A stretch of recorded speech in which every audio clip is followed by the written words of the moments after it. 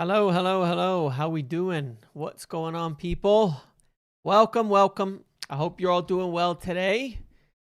Enjoying your Tuesday afternoon or evening as we've got Premier League football on today. Watching some matches there. I've got Wolves and Liverpool on in the background because I think that's the most relevant to us of the games right now. Wolves can pull something off here, get a point, take some off of Liverpool. Only makes our job a little bit easier. But yes, what's going on? Silly Handle, how you doing, my friend? How are all of you feeling today? We've got a match tomorrow as well, of course, a tough one against Newcastle. So we're going to talk about that, look at lineups and things. We've got some injury or illness doubts, things like that could be a problem for us. We'll discuss that.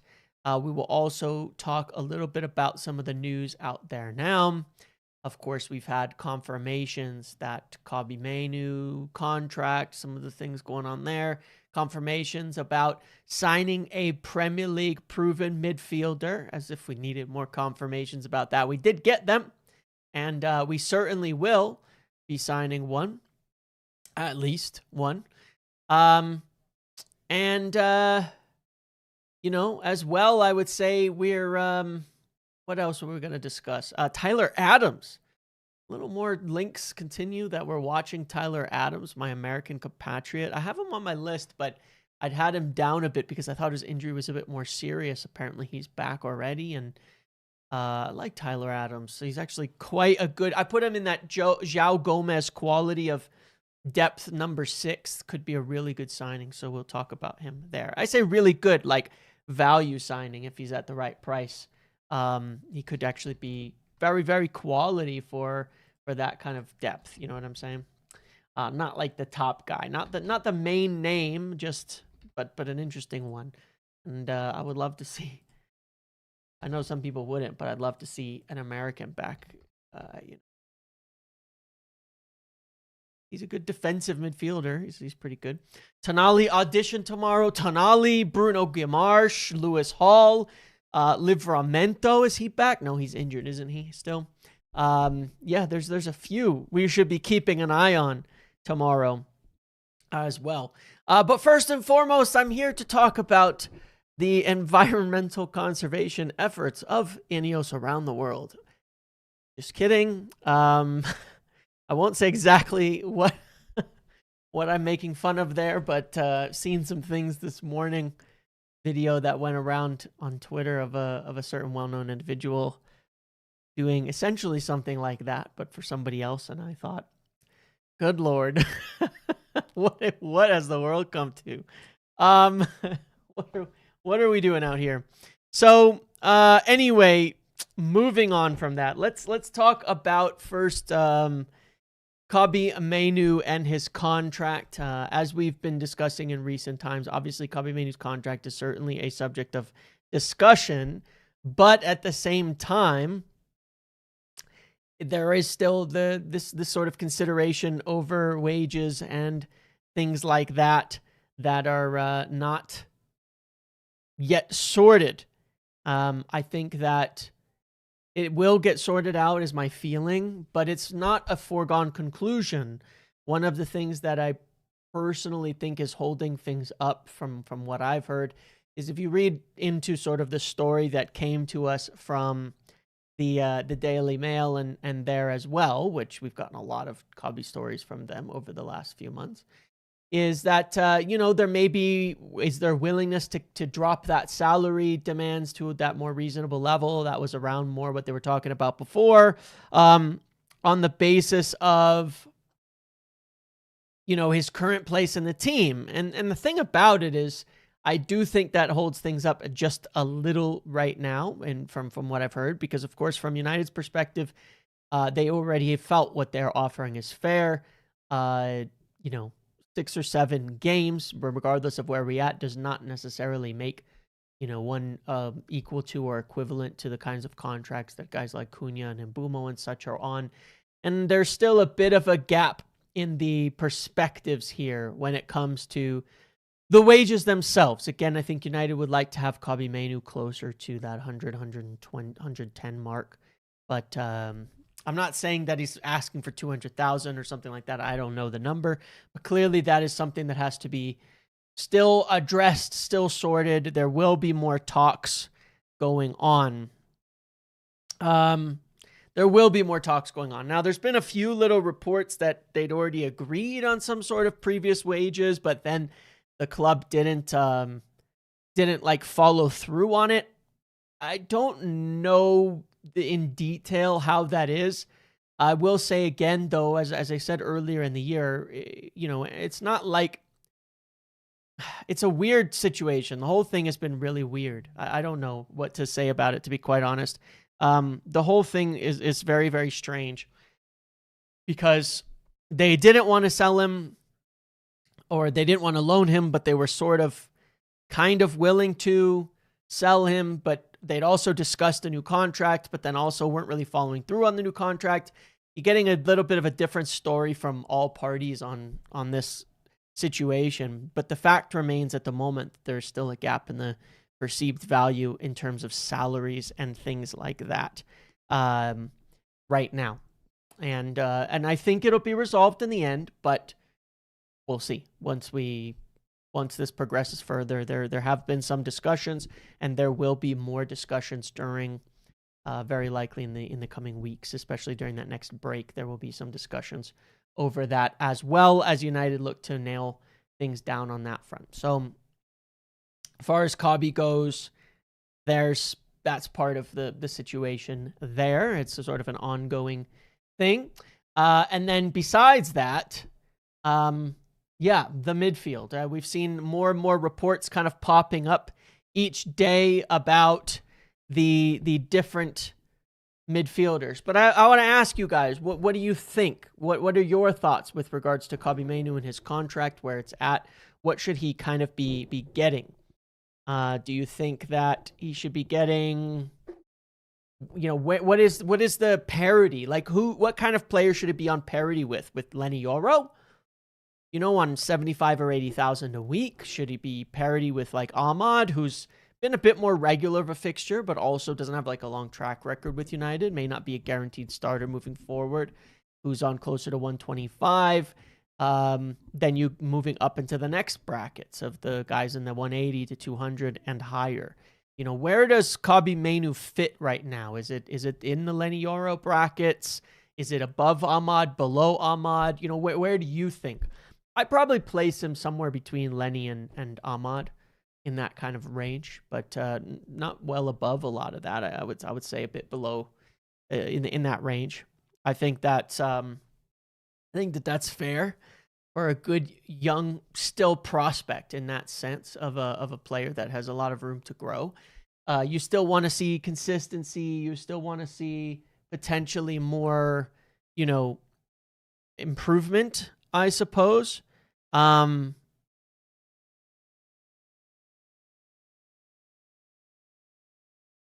So yeah, stuff like that.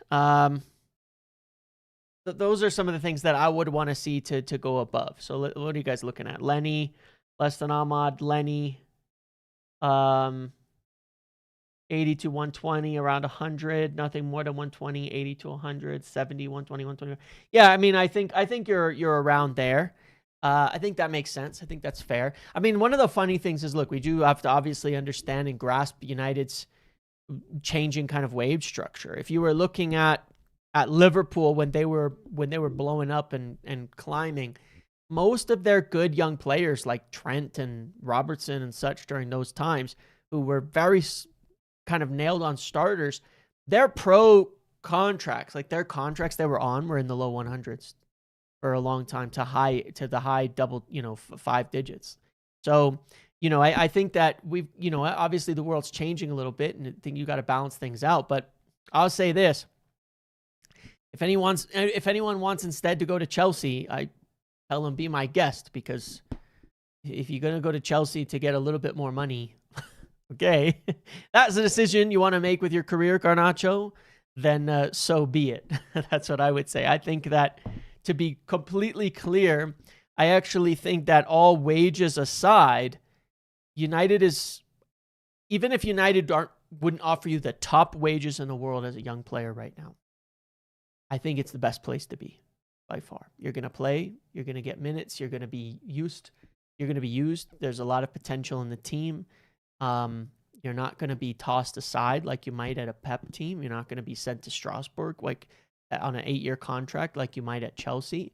I think that United is one of the best environments for good up-and-coming players right now, like Kobbie Mainoo, like Lenny Yoro. And I think that whether or not United are paying the most possible money that these guys could get from their agents looking around, keep that in mind. United is a great place to be right now with a lot of upside in the future. If Anderson's getting 150K, how is he not entitled to ask for that? Because Anderson's better and more impactful. I mean, that's the simplicity of it. That's how I would look at it anyway, personally. I mean, I think Anderson's better. That's all. That's the way that I would look at it. And if you're competing, and Anderson is also, what's the market for Anderson? I guarantee you City are not going to offer 100 million for Kobbie Mainoo. This isn't me insulting Mainoo. City won't be offering 100 million for Kobbie Mainoo. They will offer 100 for Anderson. Nobody's offering us 100 million for Kobbie Mainoo right now.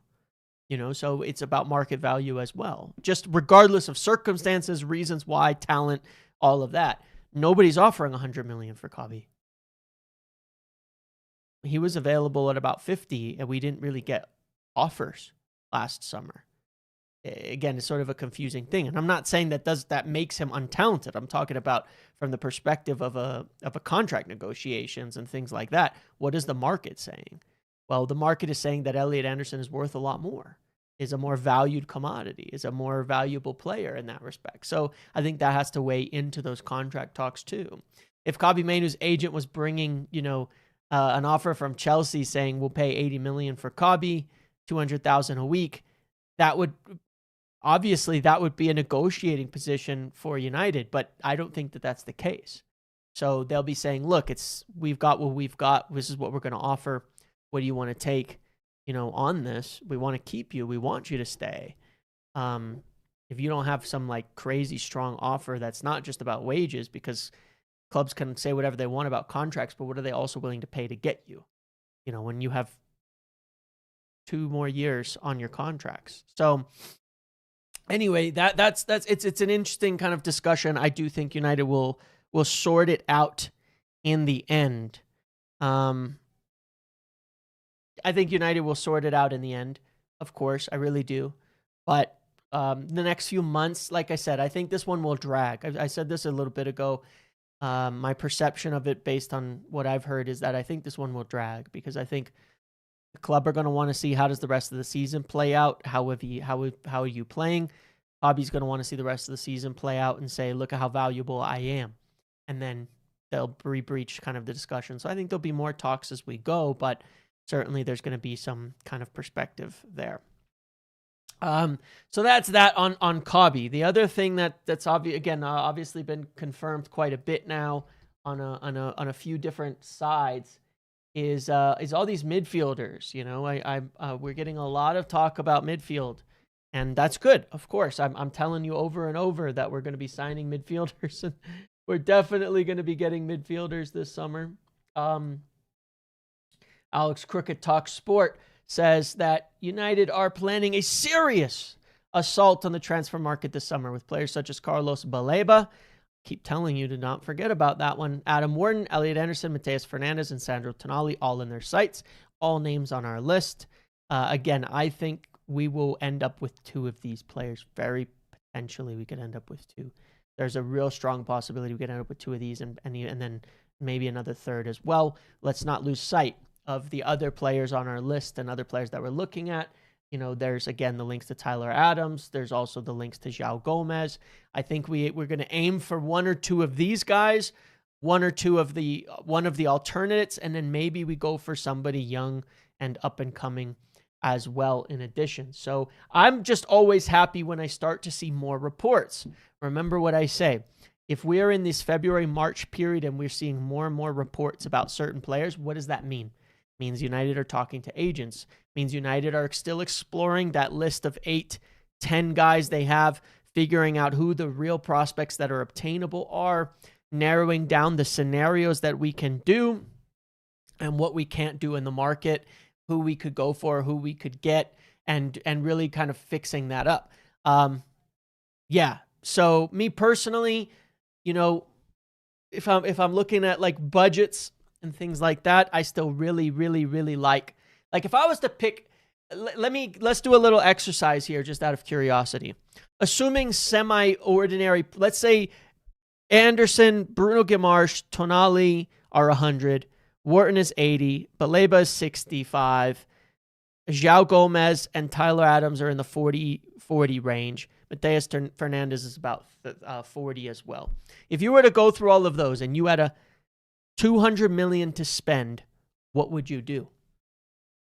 What would you do? I think my picks would be Anderson, Gomez, and Mateus Fernandes. If I was to pick 3 players out of that list to get for 100 million, for 200 million, I think those would be the 3 that I would go for. I think I'd get that. I'm not saying that's what it is, but I'm very curious about your guys' thoughts on that. I really like the value of João Gomez. I think it's a possible. I think he's a really good player, and having a solid actual number 6 in there would be really good. I think Mateus Fernandes could be incredible value as well if he goes down. And then I still just think Anderson's the best midfielder available. But I could also go for like an Anderson, Baleba, and Gomez. I think that could be, to me, a really there you go, like that. Yeah, Mr. Ron, that I'd be very interested in that approach as well, because yeah, Anderson, Baleba, Gomez. Yeah, that would be my alternative there. Baleba's having a bad season, but still a talented player. You get him on a discount, he bounces back, you have a steal. Agreed, Ty. That's a bit of the thinking with regards to it.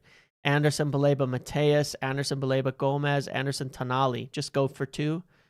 You like all 3? Good to see you, Naveen. Fernandes, Gomez, and Anderson. Cool. Yeah, that was my first inclination. Wharton, Bruno, and Fernandes. Wharton, Bruno Guimaraes, and Mateus Fernandes. That's probably the most unique selection I've seen on there. I still think it lacks a 6. Onana, Anderson would be insane. That's true. Anderson, Baleba, and sell Ugarte to get Fernandes. Yeah. I mean, that's we would need a sale. But Ugarte could definitely be leaving. Baleba, Stiller, and João Gomez. I got to say, I'm super not high on Stiller. I think that midfield is lightweight. Yes, good to see you, Robbie Bob Rob. Good to see you. Chances they tried to move Shaw in the summer to get something for him instead of having him ride out the last year of his contract. I don't know. I would suggest no, because he's on significant wages still, and I think that having depth there will be important. I don't think we're going to try to push players out just on the basis of value. I think we're happy to keep players that we like and let their contracts expire. You get me? Because otherwise you can rush yourself into making purchases that are risky or all of that. Like if you look at what we've done with like Maguire, I think at Lisandro, we're probably not going to be trying to just cash in on people in their last year, but actually, push. Keep them, don't weaken the squad, let their contracts expire. We don't necessarily need the money from selling those types of deals, especially when they're on significant wages. You kind of break even. We're not really in the position where we need to do that right now. So I suspect we will not be selling Shaw. Mount would be a different story next year if we could move him on because of the lack of reliability and injuries. Tyler Adams over Gomez. Only question is injuries. Let's see. Anderson and Baleba. Special discount. Anderson, Tonali, Gomez. No, that's cheating. Mateus to understudy Bruno makes a lot of sense. Yeah, I hear you on a lot of people. Bruno plus Tonali plus Mainoo is a good midfield. Yeah, I think you're saying Bruno Guimaraes, but you think Baleba will bounce back? Gomez having a good game. Adams limited on the ball. Yeah, Adams for me is a depth 6, 100%. Priority 100%. Malik Diouf needs to be a priority as well. Nuno Mendes level best pound in the world. He left can back, get 2. That's what it says. It says pound, but yeah, left back. Yeah, I like that. No, look, of course. Center mid is 100% the top priority. No doubt about it. Diouf needs to be a part of it as well. I agree with you. I'm really high on the idea of getting a fullback. Really, really high on that. I really want to.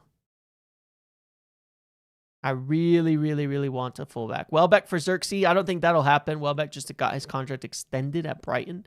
Clearly, they're probably not looking to sell him at that point, but keep him another year. So I think we got to rule Welbeck off the table. And Luke Shaw's reliable. Well, more reliable this year than Mason. I mean, look, crazy thing about it is, yes, Luke Shaw's more reliable than Mason Mount. Mason Mount hasn't been fit for like 3 games in a row or 5 games in a row. I don't know how long. I swear to God. I mean, he's already been missing 3 or 4 times just this season, hasn't he? Luke Shaw at least has started the most games, and he's ill, but he should be okay. So I'm sure he'll be back for most of the year. But Mount has never, not once, even had a stretch of reliability here. As much as I really like Mason Mount, he just hasn't had a stretch. He hasn't had 5 games where he can just stay on the damn pitch. You know what I mean? So even on that basis, yes. You know what I mean? But yeah. Yeah, name your 3 dream, Iraqi. They need to see him now, though. We're losing Casemiro and selling Garte. Yeah, we need quite a few. The left back has to be energetic with legs. Diouf makes sense. Yeah. Also why I like Maatsen. I know that some aren't as high on Maatsen as I am, but I really like him. I'm not saying he's the best signing. I think Diouf looks really, really good, but I do quite like Maatsen. I also like the guy at Bournemouth as well. I think there's good options, you know. I think there's good options. Yeah, I really like Mount too. I think Mount is a super intelligent player. I think he's one of the most important players, and I think that we miss him when he's not there. A lot. Curious where chat would rate transfer priority between CM, pound, LW. Curious where chat would rate transfer priority between center mid, left back, left wing. Go ahead, chat. Put them in order. Put them in order. Center mid, left back, left wing. Just put them in order. And I think most people think we need more than one center mid, but I think put them in order. Type it out. Which one's first, second, and third? Just type it in whatever order you think. I think most people would say, we'll definitely say center mid first. Everybody. I think there'll be certainly some debate over left back versus left wing. I'd almost argue we need a right back more than a left back, though. That's my only argument on the Diouf things and some of the other names. I actually think a right back is more important because I think Dorgu could be that guy on the left. I think he has a chance. I would go 3 midfielders, right center back, 3 midfielders, center back, right back, left wing, left back. That's my orders. Like I'm going totally different on that basis. Center mid, left wing, center back. Yeah, I get that. Center mid, left back, left wing, center mid, left wing, right back, center mid, left wing, left back, center mid, left back. Yeah, a lot of debate in the mixture between the wingers and the fullbacks, but I'm going 3 center mids, center back, right back. And then I'll move to the left side because I'm not so worried about our left side, to be quite honest. Especially, I really think Dorgu's going to be great. I really, really think Dorgu's going to be great as a left back. I really do. I think we're going to not have an issue as a left back when Dorgu comes back. And I'm not so concerned about our left winger. I don't think we have a player that I like at right back. And at center back, we got to talk about it again a little bit, of course, guys, because, but from a center back position, once again, you know, I'm no insult to Lisandro, right? But when Lisandro got his little injury, you know, it was, it's just a tiny thing. He'll be back in training right away, ready for the next game. And in typical-ish kind of fashion, unfortunately, he missed the next game and then the next game. And now he's missing the next game. So, I think it's only 2, actually. But realistically, he won't be back until the following game in 11 or 12 days from now, hopefully. And you just have to look at it and go, we just have to accept the fact that we do not have top-level center backs we can rely on, period. We do not have them. It's to me almost climbing up to as big a need as the center mid, because you got to think about next season. Injured Lisandro, injured De Ligt, Maguire, who we know can't play 2 games a week. Like, even if Maguire, if he plays 2 games a week, will get injured. Facts. It's just going to happen. He's going to get injured. It's just natural. He has the hip issue. He's got some of those things that just go on with him from age, work. He's a huge guy. Like, this is just what happens. They will not stay healthy in 2 games a week next year. It's impossible. It's never happened. They are all injury prone at this stage for one reason or another, be it age, be it because of the serious knee injuries and surgeries, or De Ligt's case, just I don't know what goes on with him, but he just gets injured a lot. Maybe it's a style of play that he's been forced into from playing. That's what somebody I respect said. He's been, the way he's been taught to play, he ends up getting injured a lot. So I look at that and I go, we have to get a center back, or next year we're going to be in a panic station. Starting to be a problem. Yeah, I mean it is. Let's look at the injury records here, and I thought De Ligt was. I haven't always been high on De Ligt, but it's kind of a shame because, I really rated him this season up, and I was like, oh, he's finally kind of turning it around. He's doing great. He's doing well. Everything's good. Like he's starting to get better and better and all that. But I mean, look, 16 games he's missed. 4, 1. Like if you look each season, 17 games, 19 games missed the prior season, 9 games last season, 16 games this season. This isn't like a new bastard. This isn't like a new thing. This was better. It was only 4 this season. But like since here, he's had a pretty rough run of injuries. He's missing a lot of games. I mean, 90 days, 41 days, 84 days. The last 3 seasons have been just very, very injury prone for De Ligt. So it's not just a one-off. There's a lot of games to miss for a player, to be a reliable starter when we're in Champions League. And the thing is, it would be okay to miss 30 or 40 in a season if we have a bunch of other options, right? If we've got a bunch of other options. But then you look at, let's look at Harry Maguire injuries, right? Take a look.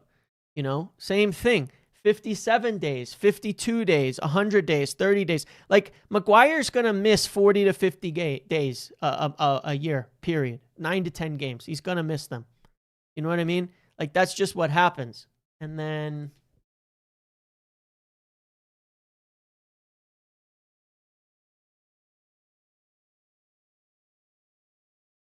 you've got Lisandro.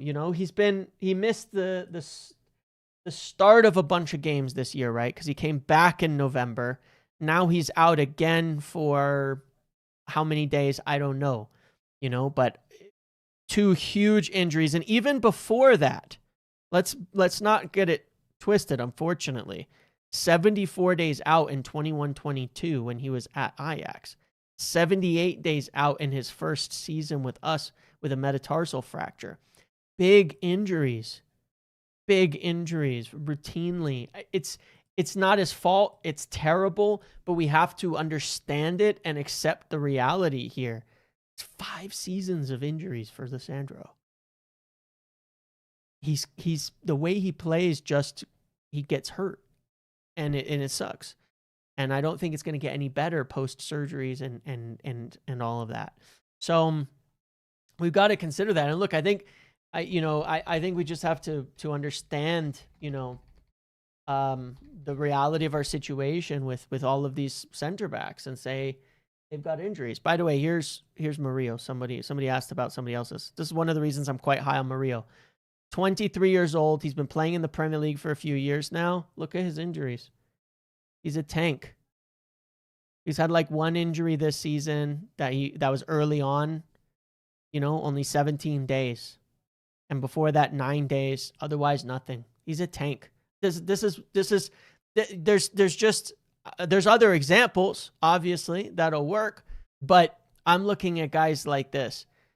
Physically robust, consistent, prem-proven, and deal with it type of players. We need someone reliable back there that is physically capable of keeping up. Big fan of Murillo myself. I just am. I'm not saying he's the best option on earth. It's just there's a lot to like about him as a 23-year-old center back. A lot to like. And I think you can underrate the qualities that a guy like him is bringing to the table as well. So I definitely am a big fan in that respect. But anyway, yeah. So we've got to think about this a bit, and see what we're gonna do. But center back is definitely a need. Yeah. So there's a long kind of tangential answer to your original question of the priority of positions in a row. But for me, yeah, I'm looking at the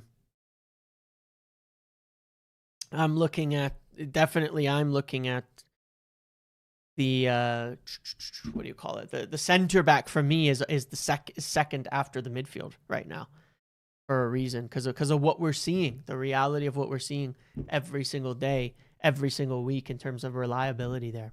But we will get center backs. I still believe they're looking at we will get midfielders. Sorry, I still firmly believe that they're looking at center backs. This is what João Gomez and Tyler Adams look like on here, by the way. If you're looking at like kind of your depth, decent guys, they're both top defenders, possessions one. João Gomez, I definitely think, is a bit more well-rounded.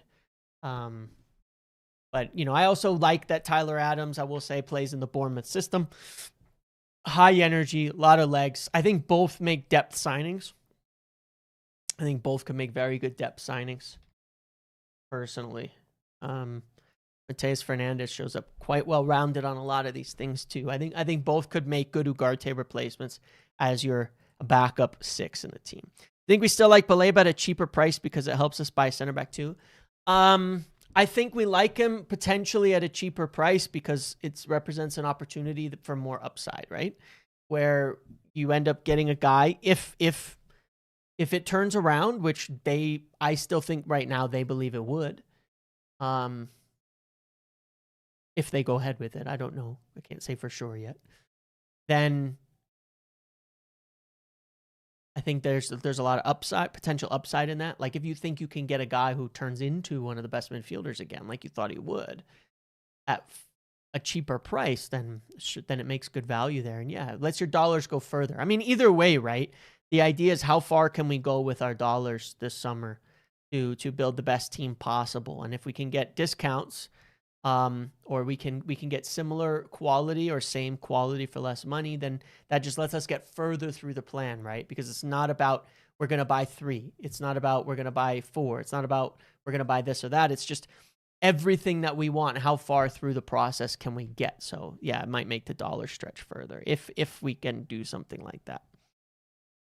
So yeah, those are my initial kind of thoughts on the matter of positions and where we're at. I've heard some interesting things on coaches, but some of those details are going to have to wait. Some of those things are going to have to wait for later. I will say that certainly we are trying to line up a few kind of discussions and evaluations.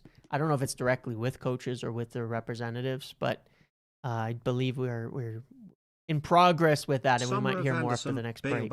Ederson, Porro and Bastoni, and I think that would be more than enough. Or what do you think, James? Anderson, Baleba, Ederson. I mean, I like those. Porro and Bastoni. I like Pedro Porro more than some people do. I think he's a really, really good attacking right back, which is kind of what I'm looking for. Bastoni, I don't know, maybe I'm a maybe. For me, Bastoni is a maybe. For me, Bastoni is a maybe. That's where I'm at. It's a maybe. I feel like it might be too impossible to do, and maybe you could get better value for money or something else. There's no way this is a pen to Wolves, right? I mean, the guy's elbow is tucked, right? A pen to Liverpool, I mean. They review it. Sorry, I was just... All right. Yeah, Pedro Porro cannot defend, but he's a very good attacker, and I'm kind of looking for that profile to a degree. But yeah, just I like the idea. I like the idea. In general, I like the idea. Oh my god, how have oh, well done, Wolves, holding off Liverpool here, not conceding. That was close. Yeah. So what else? What else have we got for today? We talked about Adams. We talked about all of these guys. We talked about Murillo. I really like Murillo. Once again, I'll just keep saying I really like Murillo, and I really hope if we go for I just hope we go for center back. It's my biggest fear. We're not gonna do it or something. Terrified. So Newcastle tomorrow. I always like to pull this kind of graph up to see like what kind of team we're playing against. What do you guys think of this game? Newcastle is gonna represent a very different game than the last ones we've been playing recently, right? Newcastle fall into this bracket. Now, the last few games, West Ham, Palace, Everton, these are these low possession, low pressing teams. So we're going to be back to switching up to playing against a team that really, really wants to press, that really, really wants to, to play football, to have the ball, to press us. They're going to be at St. James Park. I think obviously they're going to go for it. I'm a little bit wondering, does Carrick go back to the previous? Does Carrick? Oh my God, it did. And it's like Liverpool kept that ball out of the net. Anyway, I'm a little bit curious if we go back, if Carrick's going to go back to the setup that we played against, City and Arsenal, where we have a little bit more, I wouldn't say speed up front, because Šeško's like our fastest player. But, the previous one, I hope not. I hope we keep Šeško. One of the things I hope we do is because that press has killed us with Newcastle at St. James in the past, is keep Šeško on there. And one of the primary things we can do with him is knock the ball up to him, right? We saw that like against Liverpool. It wasn't even Šeško on the pitch, but we saw that against Sunderland, Liverpool earlier in the year. One of our best ways at beating those high presses is just knock it up to Šeško and knock it up to the 9. And I think that with Šeško on the pitch, it's going to allow us to take away the advantage of a very strong Newcastle press. They're very, very hard running forwards. And so I would like to see Šeško retain his place and just keep going. Just keep going. Keep our striker on the pitch and keep him winning. Some people might, I think, be considering that perhaps, getting Ahmad back on or something like that would be better. But yeah, I don't know. At this point in time, I still think we should just be keeping Šeško going. And that's where I'm at. We'll do a vote on our lineup here in just a sec. These are the picks for the game. Anthony Gordon to score a goal or assist. Hell no. Cunha shots. I think there's going to be 3 to 4 goals in the game. I think we're going to score 2. It'll be 2-2 or 2-1 to us. That's what I think. Lots of corners, lots of goals, something like that. But yeah, you can get the link below to get your picks in for tomorrow and all. But let's do our lineup. It's hard though because we don't know if Maguire is available. If Maguire is not available, our only choices are Lenny and Heaven, aren't they?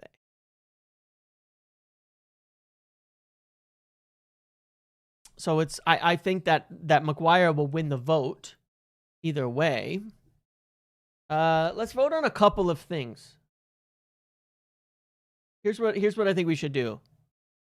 Let's do it like this. Let's keep this succinct. Let's go with the right back and the left back first. Because it's going to have to be... Let's assume that there's no Luke Shaw. Who should be right back? And who should be left back?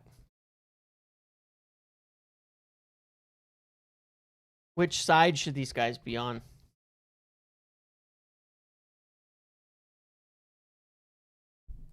What do you think here? We don't know on this front if these guys are even available right now. Should it be Dallo at right back, Maz left back, or should we swap them around? I think Mazraoui grew into that game. Who's Newcastle got in the attack? Anthony Gordon on the left. Is it Ilaga on the right? It's the defensive side of it.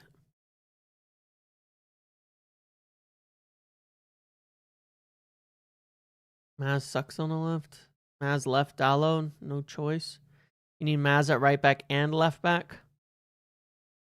You don't trust Dallo on the left? Fair. Fair. Wissa. Isn't Wissa up front? Or I don't actually quite know how they play these days. Harvey Barnes, Murphy, I don't know. I don't know how Newcastle even do shit these days, to be quite honest. All right, so we're going to go Dallo, Maz, Yoro. We'll leave that other center back position open because I think if it's Maguire, obviously it's Maguire. You were telling me about Murillo months ago. Glad you come around. Yeah, I mean, I've watched him a lot more this season, and I really like him. I think he's really good. I don't know if we'll go for him, but I really like him. I think he's good. Midfield. Are we making changes? Are we going to try something different? Just toss this poll up. I assume that the vote is going to be for no. I strongly assume that the vote is going to be for no, but I always like to check.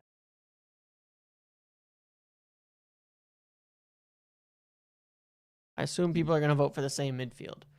I'll be honest. I think, my opinion, this is a nightmare matchup for Casemiro and Mainoo. It might be the worst matchup in the entire Premier League for them. But we'll find out tomorrow. Now, they are missing Bruno Guimaraes, but they still have some very physical, they might have one of the most physical, most energetic midfields in the league. I think this is a nightmare matchup. Why Lenny start? Because we don't have a choice. Lenny is our only known fit center back right now. But no, I genuinely think that that this is like potentially a nightmare midfield.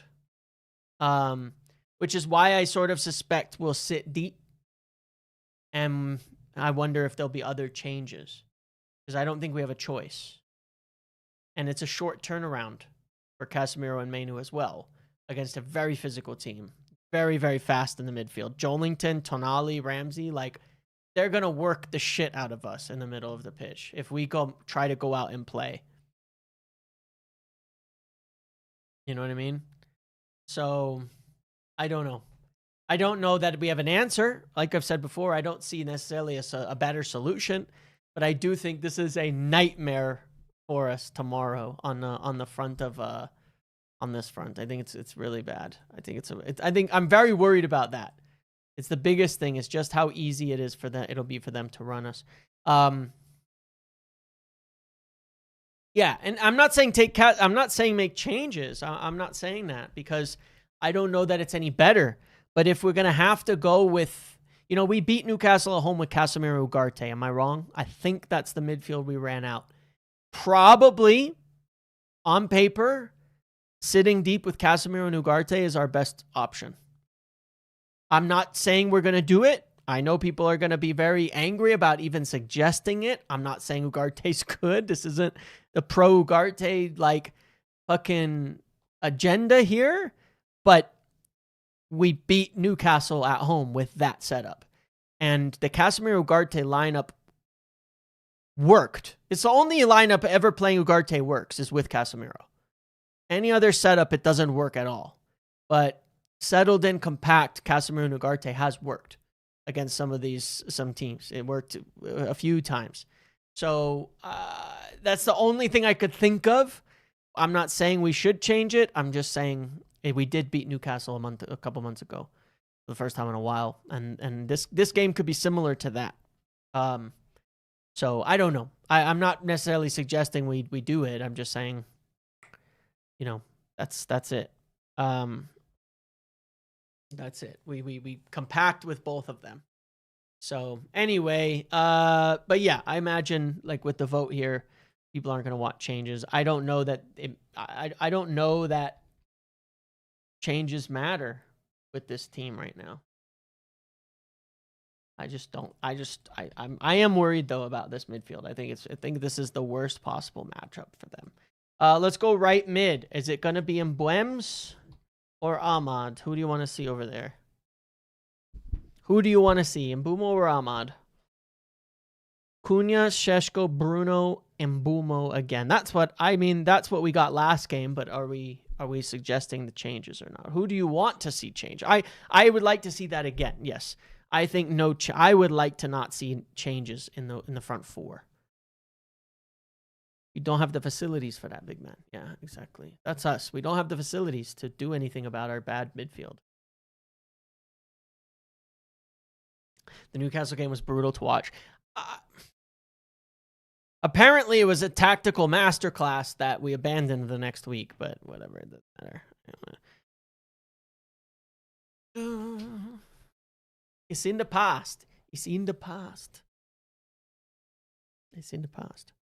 It is really funny. I spent a bunch of the video yesterday defending Carrick, and then I was reading through some of the comments, and I still not sure how people are getting the impression. Like, I don't know, maybe they weren't commenting at me. It was a little hard to tell, but I was reading through the comments, and I had a bunch of people, like, talking as if I was the one, criticizing Carrick a bunch for why we're playing kind of crappy football. It was the opposite. I spent most of yesterday's stream defending him and talking about how it was the team. I'm very confused. Sometimes I think people watch and don't really understand what they're listening to. Very strange to me.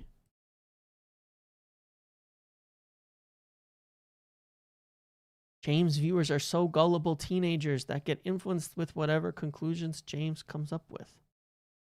Okay. Whatever you say.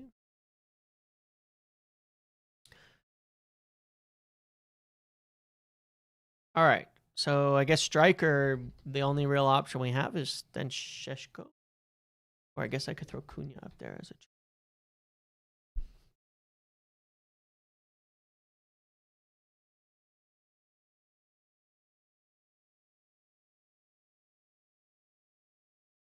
I think my viewership is actually, on average, probably older than most channels. What do you guys think of that? I actually think, yeah, I think that my audience, you guys, I think are probably older on average. I think I've attracted an older audience, to be quite honest. My gist of it, when we've done like a little polls and when I look at my demographics, I think my audience is actually older. That's why I don't have an explosion of tons of like people who flock to the drama type of stuff. I don't do it.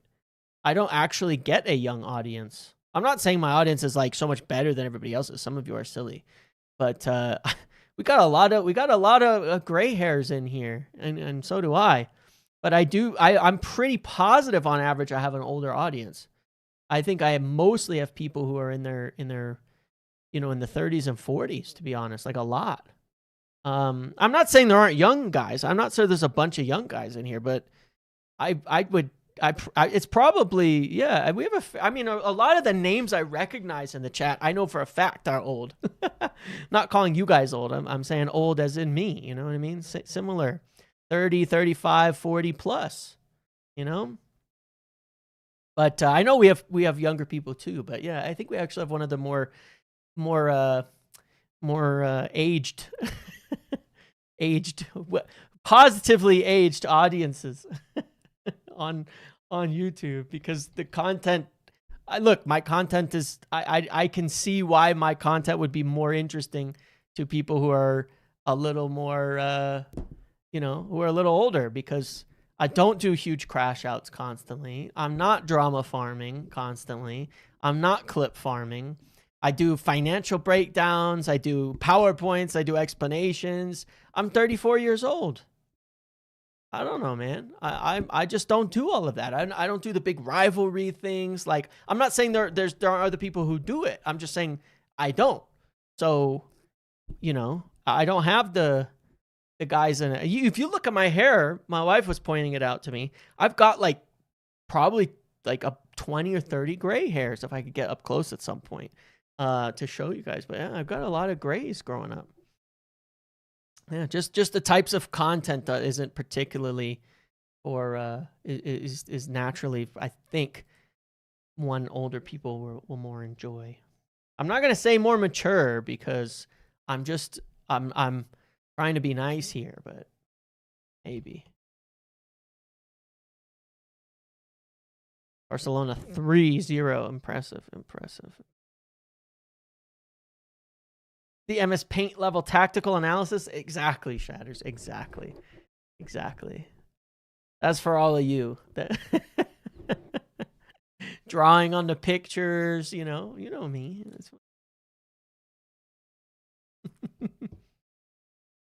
It's just what I'm comfortable with.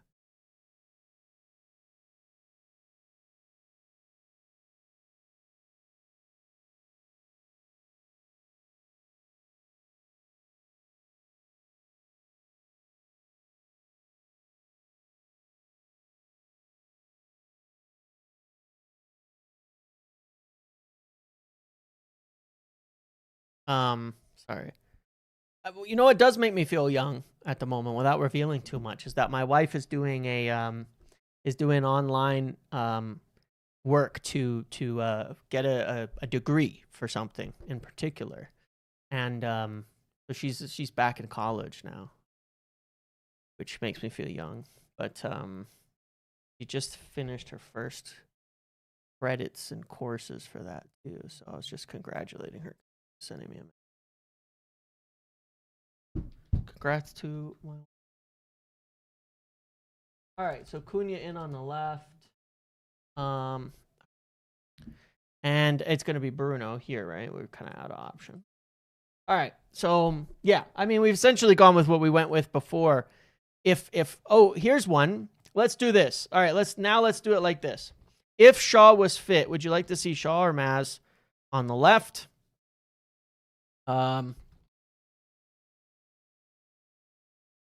If Shaw was fit, which one would you do here?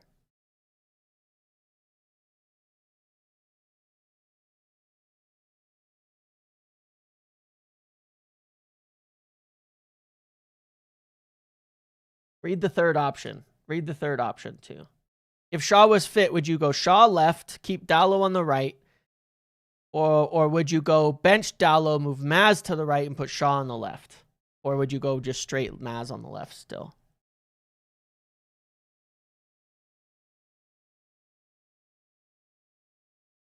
Shaw left, Maz right. Yeah, I think that's what most people would do. Shaw at left back, Maz at center back with Maguire. I mean, it's an interesting idea, Ty. I quite like Mazrao at center back, but I don't know, in a 4? I don't know. But I hear you. I think I want to see Lenny continue to play and do his thing. Option 3 every day of the week. I know I made it confusing in the way that I laid that out, so I do apologize for confusing the issue. Is Shaw fit though? I don't know. I don't actually know today. It's probably a game time decision type of thing. With the illness, it seems like it's a game type of decision. All right, so then let me pull something else. CB, if Harry is fit, you want Harry or Heaven? If Harry's fit, you want Harry or Heaven?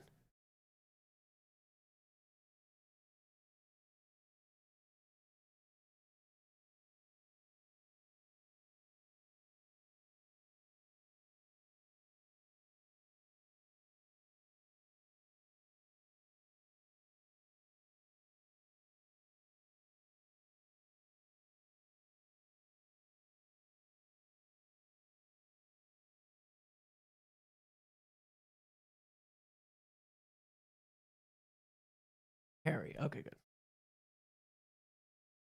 All right, cool. So essentially, so this is what we've got for now. Okay. If Maguire and Shaw are fit, we're going to go like this. And we're going to go Shaw and Maguire right here. Okay. That makes sense. That makes sense. Yeah, I think that's fair. I think that's about what we voted for last week, too. But, cool. All right. Well, I mean, I don't know. I guess we'll find out in the morning, I would imagine, whether they're fit or not, whether they're going to make it or not. Could we get steamrolled tomorrow night? I don't know. The game against Newcastle, I think it goes one of two ways.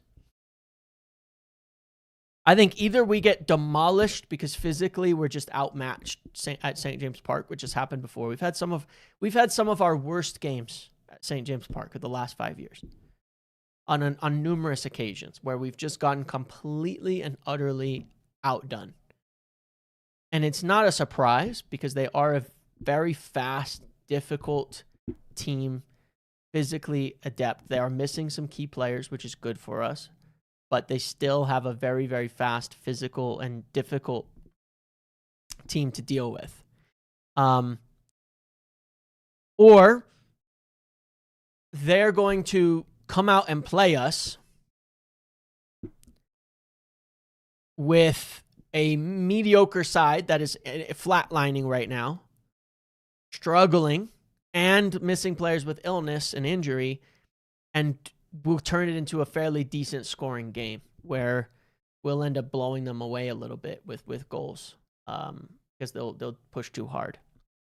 So I feel it's going to be one of those. Like, I think either it's going to be really rough or we're going to put quite a few goals past them. One or the other, because I have a feeling they're going to come for us. I just don't know how we're going to handle it yet. Like, they're going to come out and hit us. They're going to try. They're going to hit us hard. Yeah, we got steamrolled in the second half last year. We played by India. We played Eriksson in the midfield. It was one of those rotations in between the Europa League. But yeah, I think it goes one of two ways. They're going to come out and hit us hard, and then either we're gonna deal with it well, or and score a bunch of goals on them because they'll open up, or we might get hurt. I'm not really afraid at the moment of them. I don't know. I don't know what to think because we've struggled with those teams, with those very physical, fast midfields, and we have to just accept that is our weakness, And that's one of the things these smaller sides do pretty well, including Newcastle. They have one of the most fit and physically commanding midfields in the Premier League, if not the most. Is there a midfield that is more physically commanding than the Tonali Joelinton one? That would be a question I have for you guys. Is there a more physical, more athletic midfield out there in the Prem? Do you guys think there is one? Spurs kind of have a bit of they have some chunky athletes in there, but they're not near the quality of Newcastle's, I think. I don't think there is a more athletic midfield. Like, essentially what they do is, yes, they use the midfield to win the battles, get it out wide, and hit a lot of crosses. But they will win those battles against us. Guaranteed. That's the concern that I've got. And like I said, is there a more physical, more athletic midfield than theirs? That's what I'm just worried about, the gap there. Arsenal somewhat, but not with Zubamendi. I mean, Declan Rice is very tough, but not with Zubamendi. Villa maybe when healthy. I think Everton are pretty tough, but I wouldn't say more than Newcastle. Villa when healthy, but with Kamara's being injured and such, then I don't think so. There are 12 midfields above them in the PL. I completely disagree with that. I think Newcastle have one of the best midfields in the Premier League. It's their whole strength. Their forwards are stinky, man. Their forwards are stinky. They like, I think the midfield is the only thing that has kept Newcastle so relevant for a while. Their midfield is good. That's why I'd take two midfielders from them in Tonali and Bruno Guimaraes. Now, Bruno Guimaraes is out, so it's like whatever. But I'm just saying, the Newcastle do have a good midfield. Joelinton I'd take too, frankly. Joelinton's a nice player. Like, this is the whole strength of Newcastle and kind of what's carried them is their midfield. And they're struggling this year, especially as their forwards, to me, are just bad. But it's hard to carry bad forwards. Look at us last year. Bad forwards can just kill you in the table. They can absolutely kill you in the table. Anthony Elanga, when's he going to score another goal? You know, how many goals does he have? Anthony Gordon has like 6 GA this year. You know, they're getting killed by forwards, by bad forwards. We've been there. We've been there. Their forward line is probably as mediocre. Oh, there are literally. Yeah, you were right about that. There are literally, but I don't think it really works that way. Like when I was rating, like I looked at last year and I was rating us and I was saying, you know, you go like our forward line last year was like 19th in the league. This year I would put Newcastle's in like 18th or 19th in the league. Their forward line stinks. But I think their midfield is decent. But a bad forward line is and questions defensively will kill you. We've been there, man. We've been there. They're like, it's kind of, you know, I'm not saying last year we had a good midfield, but like we have been there where no matter what you do, a bad forward line can kill you. You can't score goals. You just can't score goals. Then football's, you know, at the end of the day, right? Believe it or not, scoring goals is how you win football games. You can't score goals, you can't win football games. There's I could put that in MS Paint for you, you know? Do you a PowerPoint on that? You got to score goals to win football games. You know?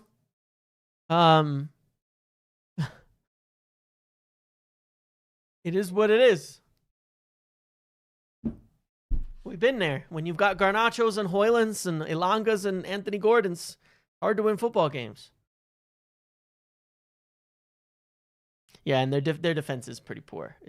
But the worry is their midfield for me. Can we even get at them, or will they just control the middle of the pitch so much that we struggle? We need to score first. Yes, I think scoring first would be big, opening them up, getting that space in behind, and all of that. Yeah.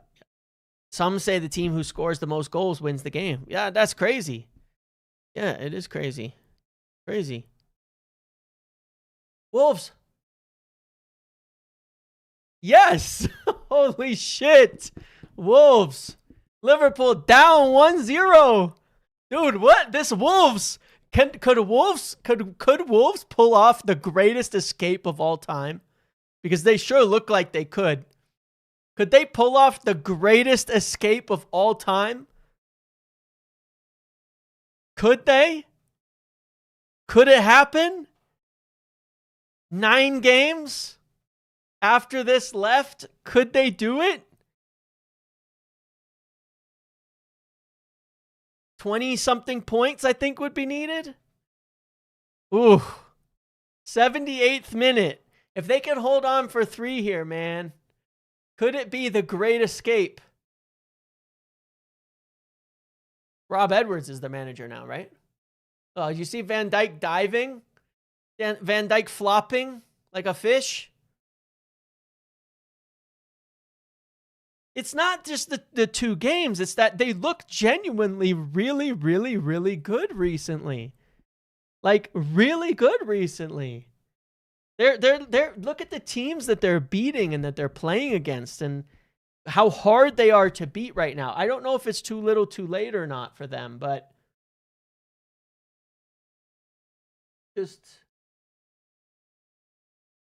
you would like to see it, right?